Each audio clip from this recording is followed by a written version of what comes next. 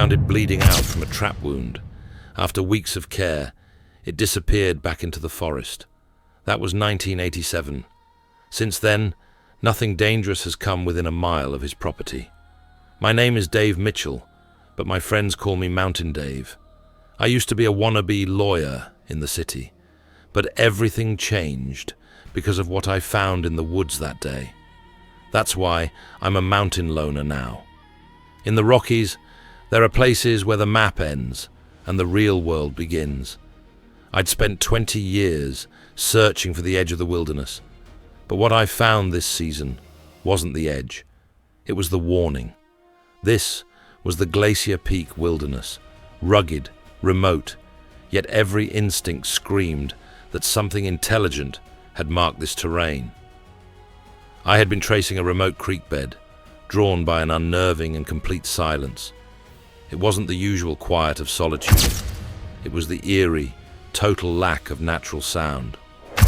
That's when I saw it. A massive, freshly snapped, ponderosa pine sapling, bent and wedged between two larger trunks, pointing due north. The shear force required to snap that 6-inch trunk was impossible for anything without a winch. It wasn't a windbreak. It was an intentional, directional marker. I approached slowly. The air around the break held a distinct scent of damp earth and something intensely wild, earthy, and faintly metallic, like ozone just before a major storm. The realization settled heavy on my chest. This was not a natural occurrence. This was intelligent work. The forest had become a meticulously set stage. My heart began to hammer a heavy, slow rhythm against my ribs. I dropped my pack, grabbed my trekking pole, and pressed forward through the thick undergrowth. The silence deepened, becoming an almost physical weight. Just 20 yards past the marker, nestled in the damp mud beside the creek, the silence was finally broken by undeniable evidence. It was a single, immense impression, deep and precise in the clay. The track was nearly 17 inches long and impossibly broad. It was ancient in its form, yet freshly pressed this morning, and it told a story of colossal weight and unseen purpose that challenged every scientific textbook. I knelt there in the quiet, knowing I was utterly and completely off the trail, and the mystery I was hunting had just revealed its path. The track wasn't just large, it was ancient in its primal shape. It smelled of damp earth and something wild. I knew I was far off the trail, but the moment I picked up my pace, the forest seemed to react. I followed the colossal track for maybe 300 yards, climbing steeply until the creek narrowed and the dense forest gave way to sheer vertical rock walls. It had become a box canyon, the kind of geological formation that naturally traps sound. As I entered the canyon, the atmosphere shifted immediately. The air was several degrees colder, and the rich scent of pine and moss was layered with an unmistakable odor of musk, a smell far more potent and primal than any large animal I had encountered. I moved cautiously, the sunlight dimming rapidly as the walls closed in.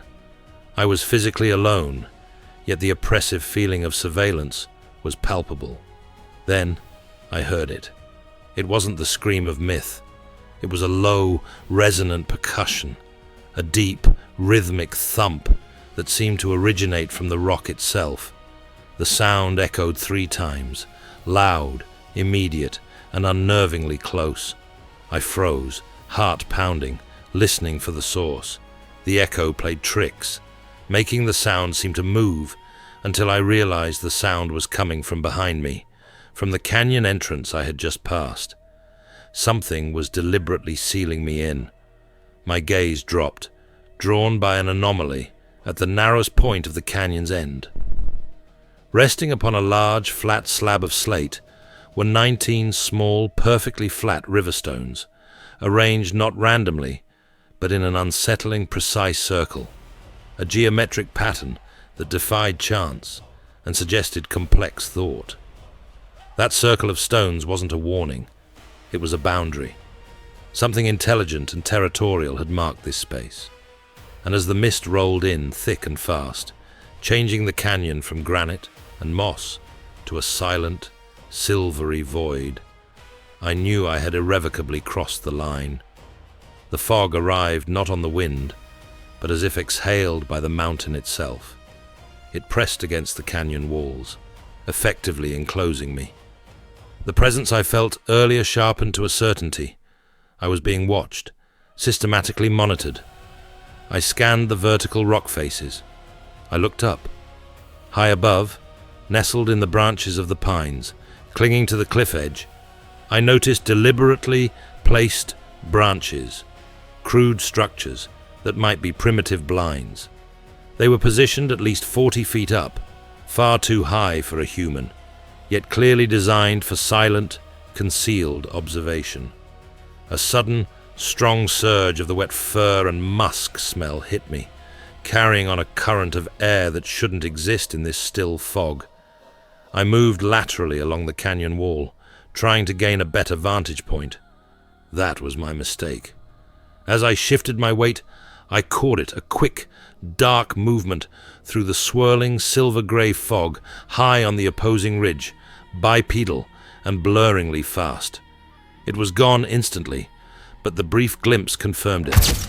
The thing was massive, dark, and utterly aware of me. The fog had revealed my watcher. I immediately dropped into a crouch.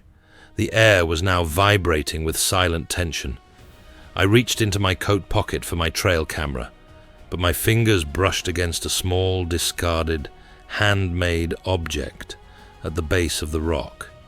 It was a crude wooden carving, shaped like a simple animal. Not trash, but a carefully fashioned artifact, placed right where I would find it. The carving was deliberate, not litter. It felt like a communication attempt, crude but undeniable. But what happens when the mystery you're hunting decides to hunt back with a language you don't yet understand? I spent a long, tense hour examining the small, wooden figure. It had been carved with a sharp edge, depicting a simple, sturdy creature. This was an exchange, and I felt compelled to respond.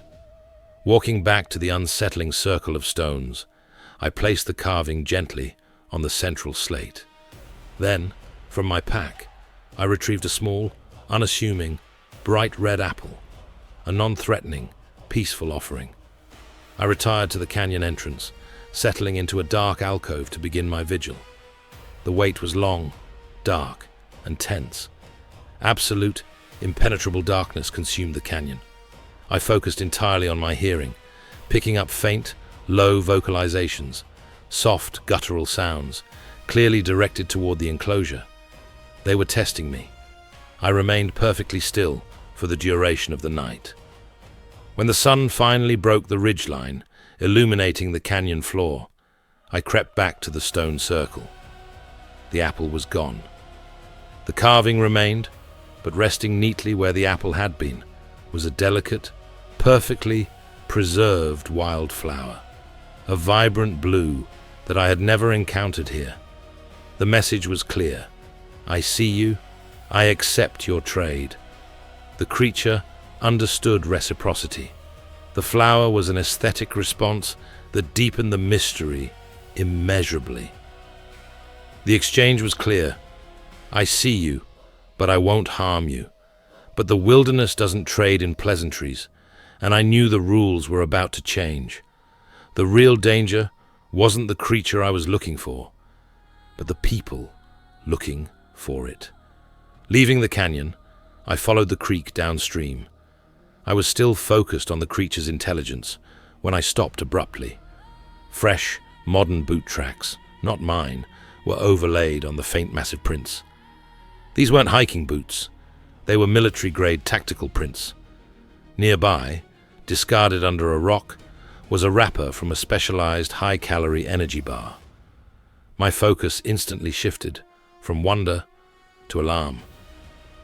I was no longer the only person aware of the mystery. I dropped into a cautious crawl, sweeping the area. Less than 50 feet away, carefully concealed beneath pine needles, I discovered a sophisticated snare.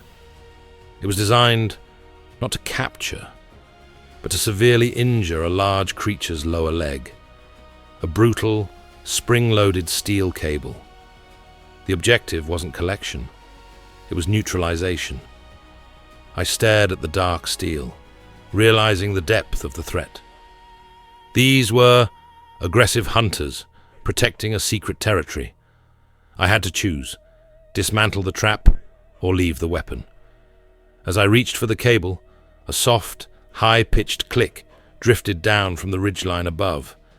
It was a high-powered scope clicking into 0 position, confirming that I was now the primary subject of a very dangerous surveillance. I was trapped between 2 opposing forces, the ancient sentinel protecting its borders, and the modern hunter protecting his secret. I had mere seconds to disappear, but which direction was safe?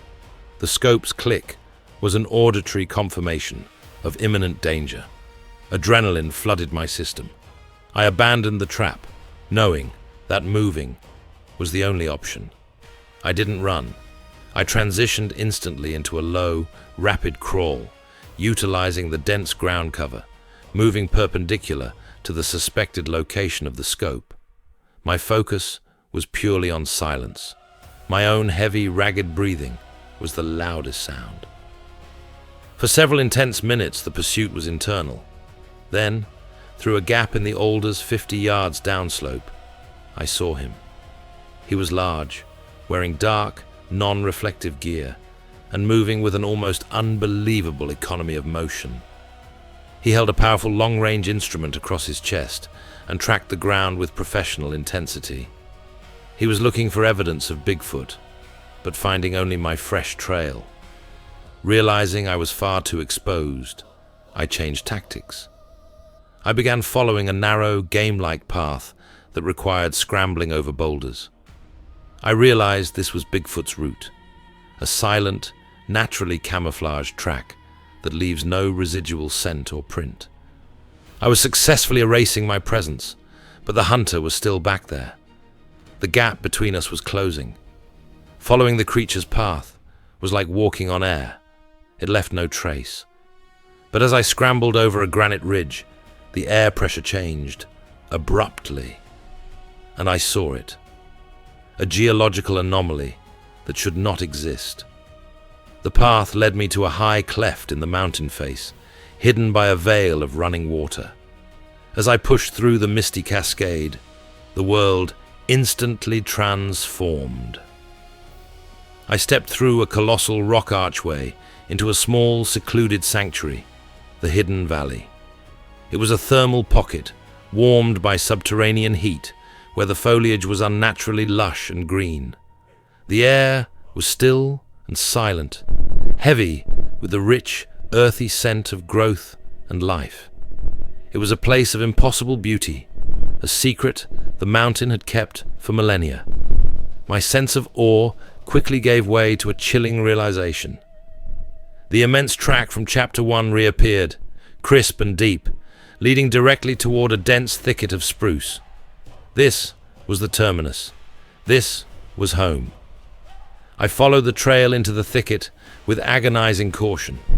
The tracks led to a carefully cleared, sheltered area where dried moss and pine needles had been piled to form a massive bed. The musk odor was strongest here. This was where the creature rested. Scattered nearby, I saw rough wooden bowls and smooth stones.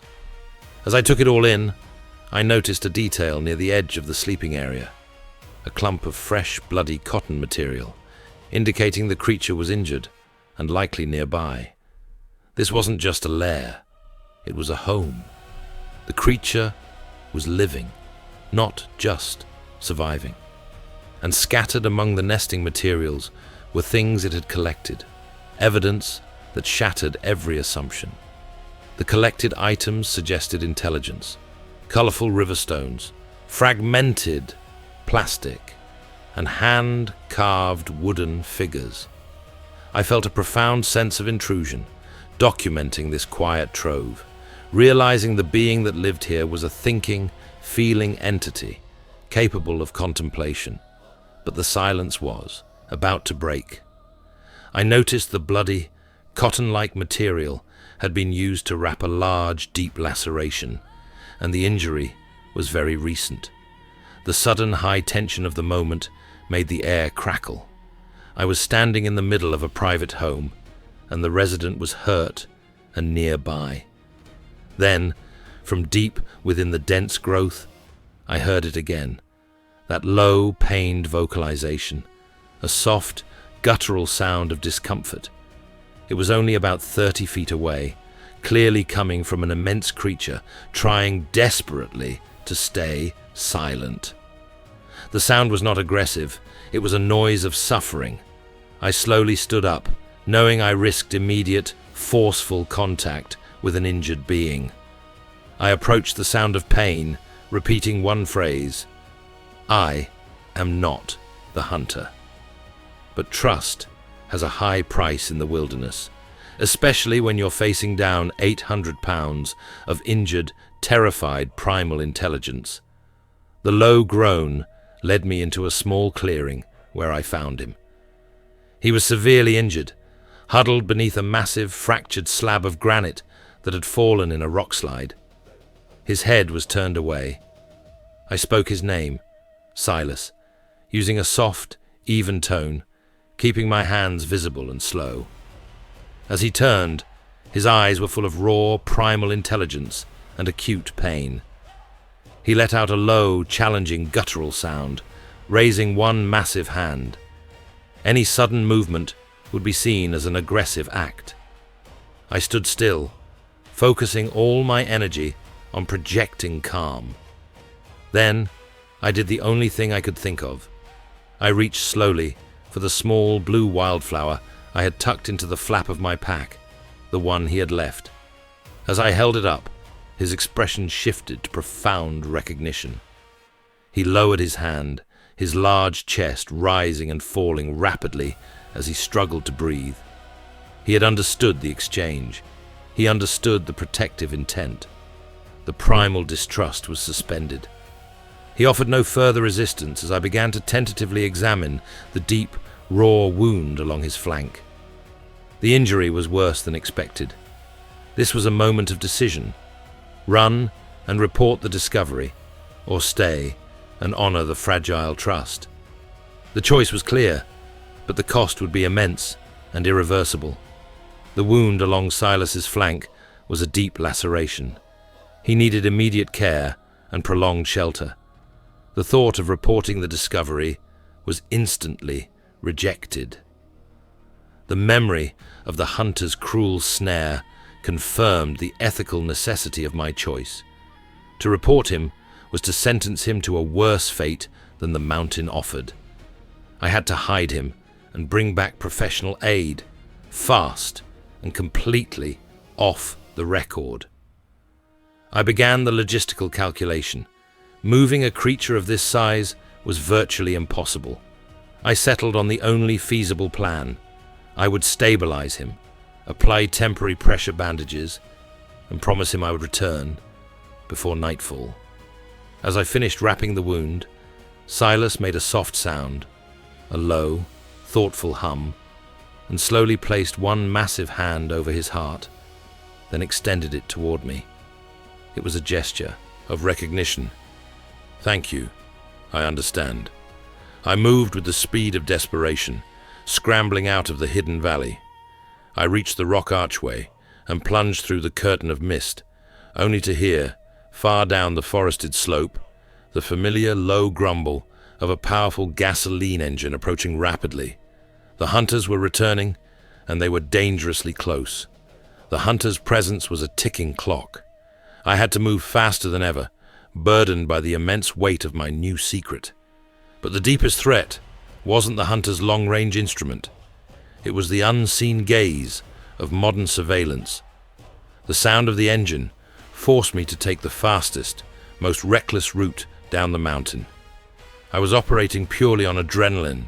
The immediate goal was my vehicle, But I realized my focus on the ground had been a critical lapse. Silas's location was too valuable to be left to chance.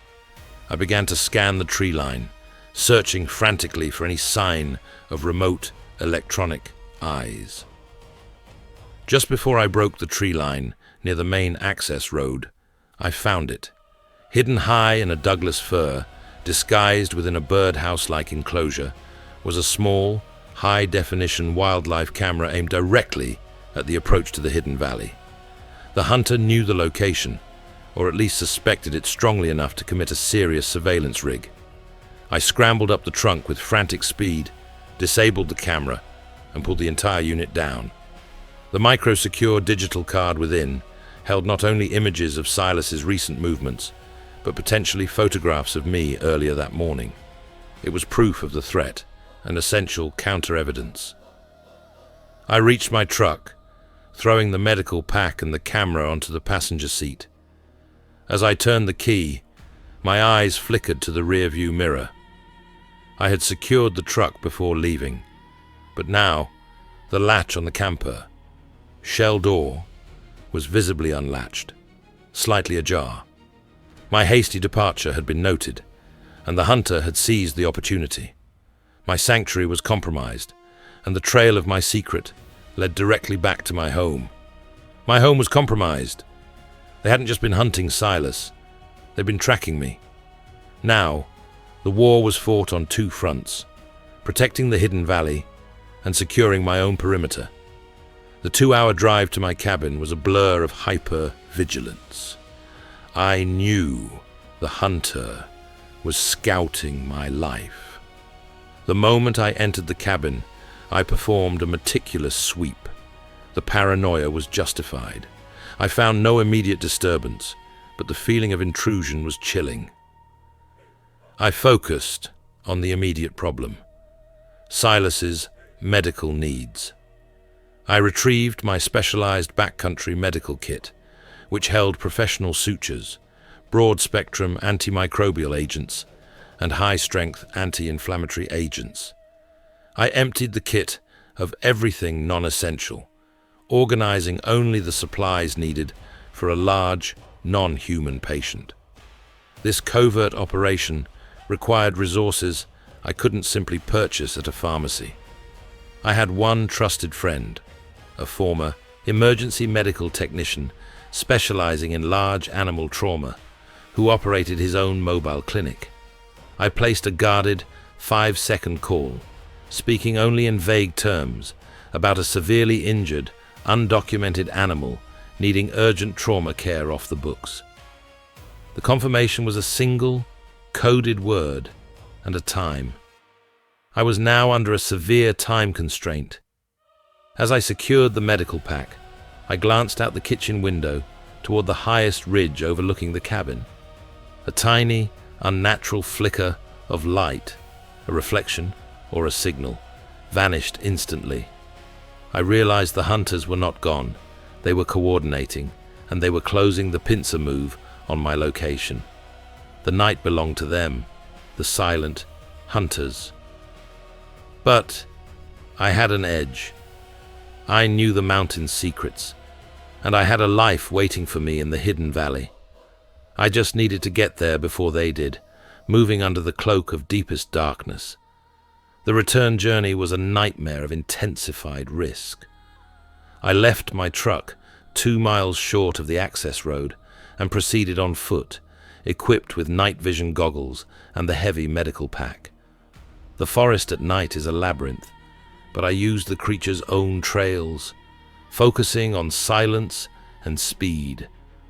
I knew the hunters would be attempting a slow encirclement, relying on their superior gear and my anticipated exhaustion. Near the box canyon, I detected their presence. I flattened myself behind a massive outcrop of shale, utilizing the extreme low-light sensitivity of the goggles. 30 feet away was their silent camp, 2 figures sleeping near a low-burning stove, surrounded by sophisticated thermal monitoring equipment. The sheer proximity to the danger made my entire body tense. I successfully cleared the camp, crawling within inches of their perimeter. Finally, I reached the waterfall and plunged through the archway into the thermal warmth of the hidden valley. I moved immediately toward the granite slab where I had left Silas. The area was empty. The moss bedding was disturbed, and the temporary bandages lay discarded. A massive, ragged drag mark, lightly streaked with fresh blood, led away from the shelter and deeper into the unknown, unexplored reaches of the valley. The drag marks confirmed my worst fear. Silas had moved. Injured and alone, he was seeking a final private sanctuary. But that sanctuary, I soon learned, was guarded by the oldest, most unpredictable force in the mountain, his family. I followed the trail of disturbed moss and fresh blood for 100 feet, deeper into the valley's damp, unexplored heart. The trail ended at a small, recessed cave, perfectly concealed behind a shallow curtain of water cascading over slick green stones. I called his name softly, Silas. A faint, low response, confirming he was inside. I pushed through the water, finding him huddled deep inside the cave, weakened but alive. I immediately began preparing the antiseptic and the heavy-duty suture equipment. He watched me with weary trust, offering no resistance as I began cleaning the deep laceration. As I worked, a subtle shift occurred in the shadows at the back of the cave. I heard no movement, only a faint displacement of air, and then a quick dark shape darted behind Silas. It was smaller, leaner, and distinctly younger. Before I could process the discovery, the shadow reappeared at the cave entrance. It was another Bigfoot, acting as a sentry. As I finished the final suture, the younger creature let out a low, primal, protective growl. I was, now, trapped inside the sanctuary, and I was being challenged by the guardian of the family secret. The shadow was real, a younger, smaller Bigfoot, acting as protector. I was no longer dealing with a single creature, but a family secret. And now, they were watching me decide their fate. The younger creature's low growl was not a direct threat, but a firm assertion of defense. Its eyes, less resigned than Silas's, watched my every movement. I understood the immediate necessity. To survive this interaction, I had to prove I was neither a hunter nor a permanent threat. I finished securing Silas's bandages, then stood up slowly, keeping my movement deliberate and non-threatening. I spoke softly, addressing the sentinel. I came to help. The treatment is finished. I mean no harm to either of you. I gathered my empty medical equipment, but paused before leaving. In a final, huge gesture of trust, I opened my pack and placed the bottle of high-powered antimicrobial agents and the clean, unused syringes on a flat stone near the entrance. I was leaving my most vital supplies behind. I backed away slowly, maintaining eye contact with the Guardian, demonstrating my retreat and my commitment to the secret protocol. The younger creature watched, its growl receding to a faint, watchful hum. I scrambled out of the cave, through the archway, and began my ascent out of the hidden valley. When I finally reached the high ridge, I looked back one last time at the secluded thermal pocket. I pulled out the hunter's surveillance camera I had retrieved earlier. I carefully aimed its lens upward, securing it tightly to point not at the valley, but at the empty, indifferent sky. I saved a wounded Bigfoot, and in doing so, I became the keeper of the greatest secret on Earth. Now, the real hunt begins. The silent hunt to keep them safe. The forest keeps its secrets because the creatures living within it demand protection, and now that duty is mine.